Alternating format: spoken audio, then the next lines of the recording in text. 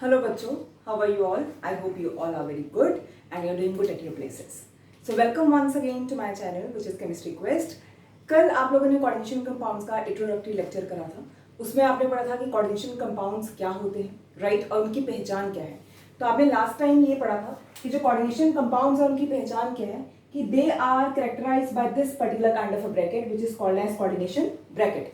और हमने कल ये भी पढ़ा था कि ये जो कोऑर्डिनेशन ब्रैकेट है इसके अंदर जो भी होगा वो अपनी आइडेंटिटी खो देता है, that is this bracket is non ionisable, right. अब इस ब्रैकेट के लेफ्ट पे या इस ब्रैकेट के राइट पे जो भी होता है they are called as counter ions. इनको हम क्या बोलते हैं? Counter ions. And those counter ions are always ionizable, right. वो हमेशा क्या होते हैं? वो आयोनाइजेबल होते हैं. अब कल जो आपने ये पहचान देखी कि कोऑर्डिनेशन कंपाउंड्स की ये पहचान है, ये एक्चुअल में हमें बताया किसने था? आज हम वो पढ़ेंगे. ये एक्चुअल में हमें बताया था वर्नर्स ने, right. There was one scientist called as Werner. उसने थ्योरी दी थी जिससे हमको ये पता चला कि कोऑर्डिनेशन ब्रैकेट ऐसा होता है और कोऑर्डिनेशन कंपाउंड्स में हमेशा एक कोऑर्डिनेशन ब्रैकेट होता है. Alright, so let's discuss this theory in detail to understand the structure of different coordination compounds. अब वर्नर्स ने क्या करा? वर्नर ने एक एक्सपेरिमेंट करा था जिसमें उसने COCl3 कोबाल्ट क्लोराइड को अमोनिया के साथ ट्रीट कराया, राइट. अब यहाँ पे जो अमोनिया के मोल्स थे वो वेरी कर रहे थे depending on the compound, right. So what he observe, उसने ये ऑब्जर्व करा कि जब उसने अमोनिया के डिफरेंट मोल्स लिए उसके अकॉर्डिंग जो कंपाउंड्स बने वो डिफरेंट कलर के आए. फॉर एग्जांपल जो फर्स्ट कंपाउंड आया वो येलो आया, सेकेंड कंपाउंड पर्पल था, third compound was green and fourth compound was violet. And what he observe कि फर्स्ट केस में 6 moles of ammonia was used, second case में 5 moles of ammonia were used और इन दोनों केसेस में 4 moles of ammonia were used. Alright, तो उसको ये पता चल गया कि इन सब कंपाउंड्स में जो नंबर ऑफ अमोनिया के जो मोल्स हैं वो वेरी करते हैं, राइट. तो moles of ammonia are varying, जबकि COCl3 का हर केस में 1 मोल ही था, राइट. अब जब ये 4 डिफरेंट कंपाउंड्स बने, now his next task was to study these compounds कि इन कंपाउंड्स की प्रॉपर्टीज क्या है, इनका कैरेक्टरिस्टिक क्या है. अब यहाँ जो इंपॉर्टेंट चीज है वो ये है कि देखो उसको ये पता था कि 6 मोल्स इसके यूज हुए हैं, राइट. और कोबाल्ट जो है वो मैक्सिमम 6 बॉन्ड्स बना सकता था, ये भी उसको पता था. तो कहीं ना कहीं वर्नर को ये पता था कि जो मैक्सिमम कोऑर्डिनेशन नंबर है वो 6 है, राइट. अब अगर मैं इसी कंपाउंड को देखूं, अगर इसका मैक्सिमम कोऑर्डिनेशन नंबर 6 है तो इसकी बहुत सारी पॉसिबिलिटीज हो सकती हैं. बहुत सारी पॉसिबिलिटीज क्या हो सकती हैं? एक पॉसिबिलिटी ये हो सकती है कि CONH36Cl3, ये 6 के 6 अमोनिया ही अंदर हो सकते हैं, राइट. इसका कोऑर्डिनेशन नंबर इज 6. दूसरी पॉसिबिलिटी कैन बी CONH35Cl2, ऐसा भी हो सकता है, राइट. और एक अमोनिया बाहर आए, राइट. तीसरी possibility can be CONH34Cl2, right. एक ये बाहर आए और 2 ये बाहर आए and so on. So you can see there are large number of possibilities जो इस एक मॉलिक्यूल के कॉरेस्पॉन्डिंग हो सकती हैं, right. So there are lots of permutations and combinations in this. अब एक्चुअल में इसका कौन सा स्ट्रक्चर है वो कैसे पता चलेगा? उसके लिए इसमें 2 एक्सपेरिमेंट कर रहे हैं जिसके बेसिस पे बहुत हद तक स्ट्रक्चर क्लियर हो गया था.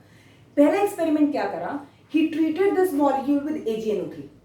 उसने इस मॉलिक्यूल को AgNO3 से ट्रीट करा and what he observed that 3 moles of AgNO3 were used to find या to obtain 3 moles of AgCl, right. तो जब उसने AgCl ऑब्टेन करा तो उसको कितने मोल्स मिले? उसको 3 मोल्स मिले. अब खुद सोचो, अगर उसको 3 मोल्स ऑफ AgCl मिल रहे हैं, इसका मतलब जो क्लोराइड आयन है वो इस कोऑर्डिनेशन ब्रैकेट के, ओके लेट्स से ये एक कोऑर्डिनेशन ब्रैकेट लिख लेते हैं यहाँ पे. अब तुम खुद सोचो तो जो क्लोराइड आयन है वो इस कोऑर्डिनेशन ब्रैकेट के अंदर होगा या इसके बाहर होगा? इसके अंदर तो नहीं हो सकता. क्यों नहीं हो सकता? क्या आप आंसर कर सकते हो इस चीज का? क्यों नहीं हो सकता? क्योंकि अगर वो इसके अंदर होगा तो क्लोराइड आयन अपना कोई भी टेस्ट नहीं देगा. और आपने क्लास 11 में पढ़ा होगा कि AgNO3 के साथ हम क्लोराइड आयन को टेस्ट कर देते हैं कि अगर व्हाइट प्रेसिपिटेट आए AgCl के, then this is confirmatory test for chloride ion. Alright, तो अगर यहाँ पे 3 मोल्स आ रहे हैं AgCl के, दिस कंफर्म्स कि इस ब्रैकेट के बाहर 3 क्लोराइड आयन है, ये कंफर्म है. इस ब्रैकेट के बाहर कितने हैं? 3 क्लोराइड आयन है, दिस इज कंफर्म्ड, राइट. तो बचा क्या? सिर्फ कोबाल्ट और अमोनिया, और कोबाल्ट का कोऑर्डिनेशन नंबर कितना है? 6. तो उसको लगा कि इसका स्ट्रक्चर क्या होगा? इसका structure will be like this, CONH36Cl3. तो यहां से ये वाली कंडीशन तो सेटिस्फाई हो रही है कि 3 मोल्स ऑफ AgCl है. अब नेक्स्ट एक्सपेरिमेंट उसने क्या करा, इसको फर्दर अपने स्ट्रक्चर को फर्दर स्ट्रेंथन करने के लिए या इस लॉजिक को फर्दर स्ट्रेंथन करने के लिए व्हाट ही डिड, उसने नंबर ऑफ आयंस निकाले जो कंडक्टेंस के लिए अवेलेबल है, और यू कैन से उसने इन चारों की कंडक्टेंस का रेशियो निकाला। तो व्हाट यू ऑब्जर्व कि रेशियो से ये निकल के आया कि इसमें 4 आयंस हैं जो फ्री हैं। अब क्या तुम समझ सकते हो कि इसमें वो 4 आयंस कैसे होंगे? इजीली समझ सकते हैं। अगर ये टूटेगा तो ये कैसे टूटेगा? CONH3 3 positive plus 3Cl negative. ये ऐसा ही है जैसे तुम एक तरह से AlCl3 को तोड़ते हो। The way you ionize AlCl3, this is almost the same case. The only difference is यहाँ एल्यूमिनियम होता है, यहाँ सिर्फ ये 1 यूनिट है। ऑलराइट, तो ये कितनी यूनिट्स में टूटा? 3 यूनिट्स ये और 1 यूनिट ये, टोटल कितनी यूनिट्स हो गई? 4। तो इसके इस एक्सपेरिमेंट ने इसके ये वाले स्ट्रक्चर को क्या कर दिया? प्रूफ कर दिया, राइट। तो यहां से ये कंफर्म हो गया कि जो फर्स्ट केस है, फर्स्ट केस में जो मेरा स्ट्रक्चर है वो कुछ ऐसा है, CONH3 ये फर्स्ट मॉलिक्यूल का स्ट्रक्चर आ गया। ऑलराइट, इसी तरीके से जब सेकेंड केस में देखा गया तो सेकेंड केस में ये ऑब्जर्व हुआ कि 2 मोल्स ऑफ क्लोराइड आयन जो है वो फ्री थे, तभी 2 मोल्स ऑफ AgCl बने और नंबर ऑफ आयंस 3 आ रहे हैं। तो वहां से जो इसका स्ट्रक्चर निकाला गया, मैं इसको थोड़ा शिफ्ट करके लिख रही हूँ so that I can write the structure here. तो यहां से जो स्ट्रक्चर आया वो क्या आया? देखो, मुझे 2 क्लोराइड आयन बाहर चाहिए, राइट। अब 2 क्लोराइड आयन बाहर आने के बाद बचा क्या? कोऑर्डिनेशन नंबर शुड बी 6, तो ये 5 और 1 क्लोराइड आयन इसके अंदर आ जाएगा। इस केस में देखो, उसने बोला इन दोनों केसेस में क्या है कि जो नंबर ऑफ आयंस अवेलेबल है वो 2 है और एक ही क्लोराइड आयन है जो बाहर है, तभी 1 मोल ऑफ AgCl बन रहा है। सो इसका मतलब इन दोनों केसेस में द स्ट्रक्चर विल बी, ये बाद में लिखेंगे क्या आएगा, एक क्लोराइड को बाहर निकाल दो, राइट। कोऑर्डिनेशन नंबर 6 होना चाहिए जिसमें से 4 अमोनिया आ जाएंगे और 2 क्या आ जाएंगे? क्लोरीन। Is it okay? तो यहां से पता चला कि we'll have these kind of structures. तो he for the first time explain the structure of the coordination compounds कि कोऑर्डिनेशन कंपाउंड्स में कुछ कोऑर्डिनेशन ब्रैकेट जैसा होता है और जो कोऑर्डिनेशन ब्रैकेट है वो कभी भी आयोनाइज नहीं करता। तो ये सबसे पहले वर्नर ने ही बताया था। ऑलराइट, अब जब उसको ये स्ट्रक्चर्स पता चल गए उसके बाद उसने कुछ पोस्टुलेट्स दिए। आई होप आपको यहां तक क्लियर है। अगर आपको यहां तक क्लियर है तो मैं इसको रब करके इसके पोस्टुलेट्स पे आ रही हूँ। अब वर्नर ने क्या देखा कि तुम्हारे पास, जैसे मैं 2 स्ट्रक्चर से आपको सारी थ्योरी इसकी एक्सप्लेन कर देती हूँ। जैसे मान लीजिए एक हम लेते हैं पहले वाला CONH3 और एक हम ले लेते हैं दूसरे वाला CONH3 एंड Cl2। ऑलराइट, सो यहीं से आपको पूरा एक्सप्लेन हो जाएगा। अब जब वर्नर ने ये एक्सपेरिमेंट कंडक्ट करे उसके बाद उसने कुछ पोस्टुलेट्स दिए। उसने क्या पोस्टुलेट्स दिए? उसने बोला कि किसी भी कंपाउंड में, कोऑर्डिनेशन कंपाउंड में जो सेंट्रल मेटल होता है उसकी 2 वैलेंसीज होती हैं। एक होती है प्राइमरी वैलेंसी जिसको 1 डिग्री से लिखते हैं, दूसरी होती है सेकेंडरी वैलेंसी, राइट। 2 तरह की वैलेंसीज होती है, प्राइमरी और secondary. Primary means which is of primemost importance, alright. और जो प्राइमरी वैलेंसी होती है उसने बोला दिस इज ऑलवेज, ये जो काउंटर आयन होंगे they will be satisfying your primary valency.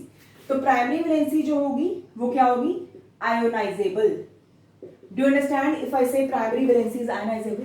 क्योंकि जब ये कंपाउंड टूटेगा तो ये तो आयोनाइज हो जाता है, लेकिन जो ब्रैकेट के अंदर है वो कभी भी आयोनाइज नहीं होता, right. So primary valency is ionisable.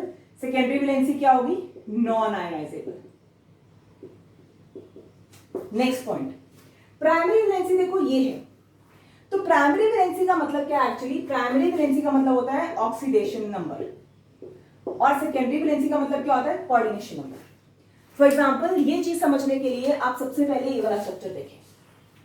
इस स्ट्रक्चर में ये जो मेरा क्लोराइड आयन है दिस इज प्राइमरी वैलेंसी और जो सेकेंडरी वैलेंसी है वो क्या है? सेंट्रल मेटल को छोड़ के उसके बाद तो यही है ना। इसका मतलब ये जो अमोनिया है कौन सी वैलेंसी है? This is secondary valency. अब तो मुझे बताओ इसमें से कौन सी आयोनाइजेबल है?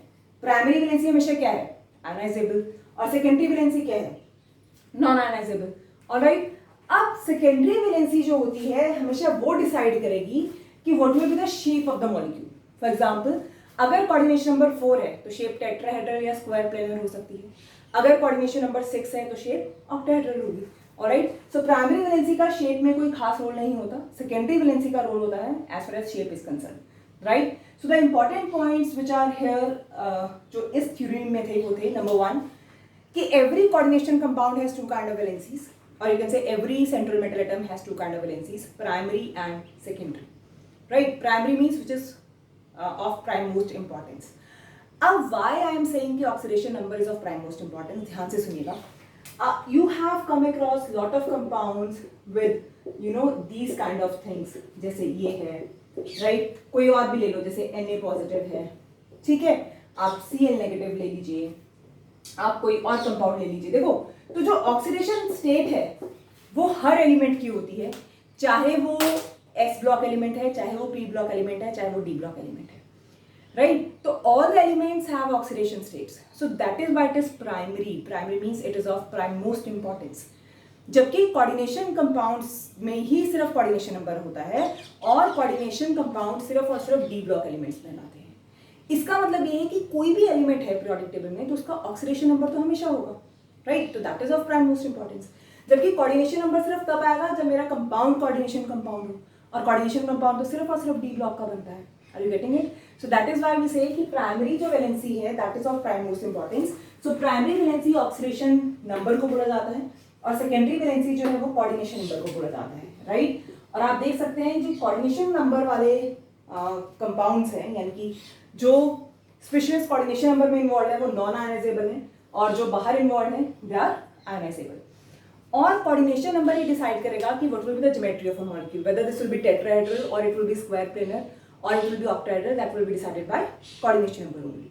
Is it okay, right. अब नेक्स्ट पॉइंट इसने क्या बोला था कि जब भी आपको स्ट्रक्चर ड्रॉ करने हैं इन मॉलिक्यूल्स के, राइट, तो आपको ध्यान रखना है कि प्राइमरी वैलेंसी क्योंकि आयनाइजेबल होती है तो प्राइमरी वैलेंसी को हमेशा दिखाते हैं डॉटेड लाइन से। प्राइमरी वैलेंसी को हमेशा किससे दिखाते हैं? डॉटेड लाइन से। और जो सेकेंडरी वैलेंसी होती है क्योंकि वो नॉन आयनाइजेबल है तो it is always represented by solid line. Alright, अब मैं हमेशा बच्चों को इसको लर्न करने का एक ट्रिक बताती हूँ, और वो ट्रिक ये है कि S for secondary and S for solid. तो जो सेकेंडरी वैलेंसी है उसको हमेशा आप रिप्रेजेंट करोगे किससे? सॉलिड लाइन से। अभी मैं इसके बारे में कुछ नहीं बोल रही क्योंकि इसमें आपको एक एडिशनल कंसेप्ट समझना पड़ेगा। अभी मैं जो भी बात कर रही हूँ मैं इस स्ट्रक्चर के लिए बात कर रही हूँ।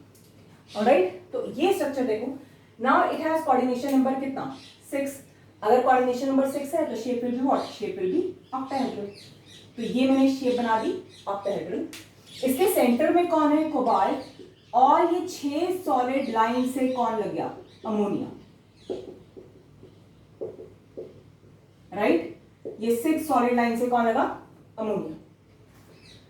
अब यहां पे जो कोबाल्ट है it was surrounded by 6 ammonia molecules, आपने वो बना दिया, सेकेंडरी वैलेंसी सेटिस्फाई हो गई। अब आपको ये क्लोराइड आयन भी तो दिखाने पड़ेंगे 3, ये भी तो है स्ट्रक्चर में, है ना। और ये क्या है? ये आयनाइजेबल है। तो आयनाइजेबल का मतलब आपको इसको किससे दिखाने? डॉटेड लाइन से। तो आप इस पूरे स्ट्रक्चर में कहीं भी डॉटेड लाइन से कहीं भी दिखा दीजिए, आपकी मर्जी है, 3 क्लोराइड आयंस दिखा दीजिए। Now what does these dotted line indicates? These dotted line indicates कौन सी valency? Primary valency. Primary valency का मतलब जो क्या है? Which is ionizable। जबकि ये जो सॉलिड लाइन है ये क्या इंडिकेट करते हैं? This indicates secondary valency. Secondary valency का मतलब which is non ionisable, right. और प्राइमरी वैलेंसी हमेशा हम किसको बोलते हैं? ऑक्सीडेशन नंबर डिसाइड करता है, और ये हमेशा क्या होता है? Coordination number. Is it okay? So are you like clear with the first structure? I hope कि आपको ये चीज समझ में आ गई, इसको हमने कैसे ड्रॉ करा है, ये ठीक है यहाँ तक? Okay, let's move to the next structure. अब अगर मैं नेक्स्ट स्ट्रक्चर की बात करती हूँ तो नेक्स्ट स्ट्रक्चर में सबसे पहले आप एक चीज देखिए कि यहां पे मेरे पास 2 क्लोरीन तो बाहर है। तो ये जो 2 क्लोरीन बाहर हैं ये कंफर्म है कि ये कौन सी वैलेंसी सेटिस्फाई कर रहे हैं? ये सेटिस्फाई कर रहे हैं प्राइमरी वैलेंसी। मतलब ये क्या होने वाले हैं? ये आयोनाइजेबल होने वाले हैं, राइट।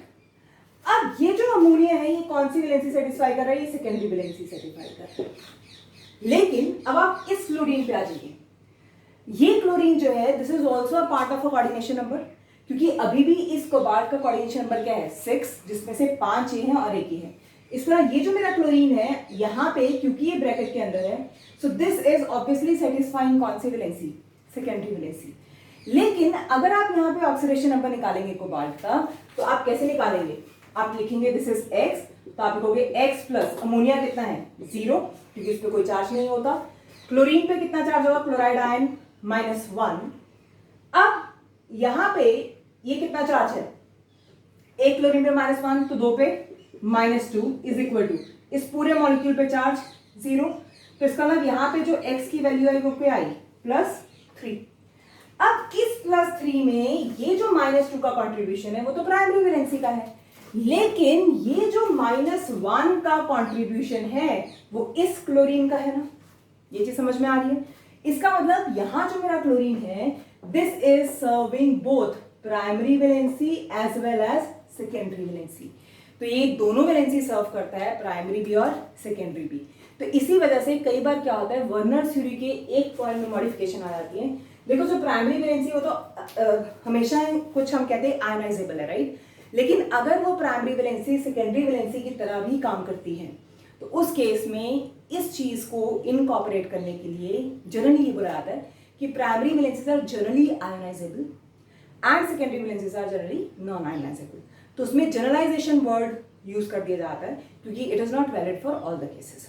ऑलराइट, तो अब हम इसका स्ट्रक्चर बनाते हैं। तो इसका स्ट्रक्चर भी देखो, what is the coordination number of cobalt here, 5 + 1 6। तो 6 के लिए अभी भी जो स्ट्रक्चर बनेगा वो क्या बनेगा, this will be octahedral. So this is cobalt, right.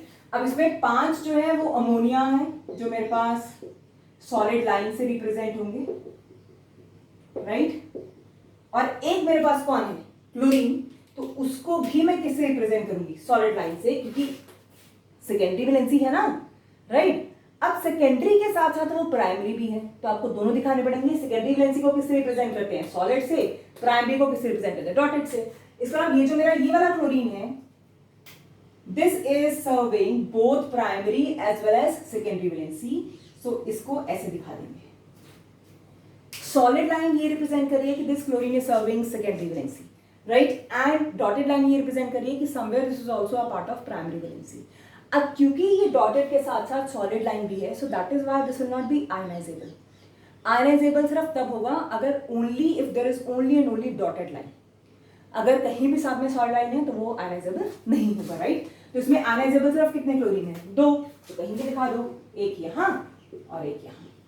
तो सिर्फ ये जो 2 क्लोरीन है सिर्फ ये आयनाइजेबल है, ये वाला जो क्लोरीन है वो आयनाइजेबल नहीं है।